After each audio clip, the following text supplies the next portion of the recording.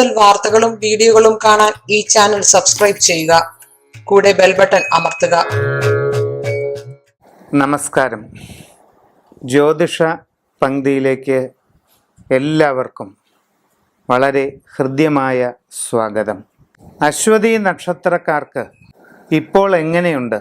പൊതുവെ സമയം ഗുണകരമാണോ ദോഷകരമാണോ? കാര്യങ്ങൾ അനുകൂലമാകുന്നതിന് എന്ത് ചെയ്യാൻ പറ്റും തുടങ്ങിയ കാര്യങ്ങളൊന്ന് നോക്കാം.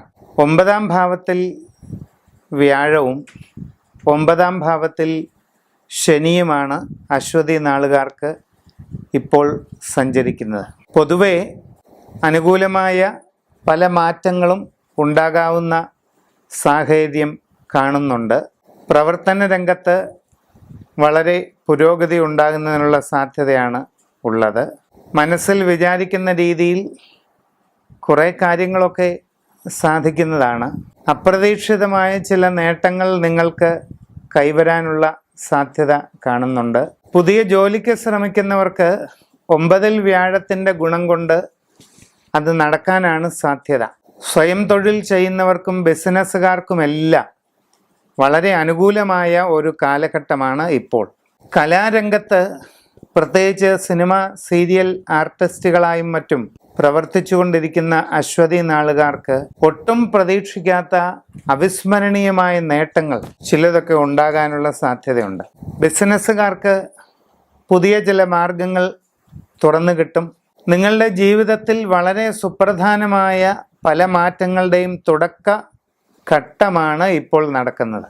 കൂടാതെ ജനുവരി 24-ന് ശനി ധനുരാശി വിട്ട് മകരത്തിലേക്കാണ് വരുന്നത്. ഇത് അശ്വതി നാളുകാർക്ക് കണ്ടക ശനിയാണ്. അപ്പം ഈ പറഞ്ഞ നല്ല വശങ്ങളെല്ലാം 9-ലെ വ്യാഴത്തിൻ്റെ ഫലങ്ങളെ കൊണ്ട് ഉണ്ടാകുമെങ്കിലും ആരോഗ്യപരമായ ചില പ്രശ്നങ്ങൾ, അപ്രതീക്ഷിതമായ വീഴ്ചപരുക്കുകൾ, ഇതിനൊക്കെ അശ്വതി നാളുകാർക്ക് സാധ്യതയുണ്ടെന്ന് വേണം കരുതാൻ. 2 വീലറും മറ്റും ഓടിക്കുന്നവർ വളരെ ജാഗ്രതയായിട്ട് ചെയ്യണം. അലക്ഷ്യം പാടില്ല.